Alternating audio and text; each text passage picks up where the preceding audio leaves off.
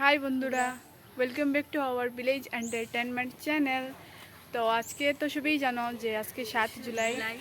হ্যাঁ, আমরা যাইলাম সব জগন্নাথ মন্দিরও। আজকে তো জগন্নাথ মন্দিরের জগন্নাথ রথযাত্রা একটু ভুলে গেছিলাম। রথ টানার যাইমু আর ঠাকুরের একটা আশীর্বাদ আনমু জগন্নাথ বাবার লগে দর্শন।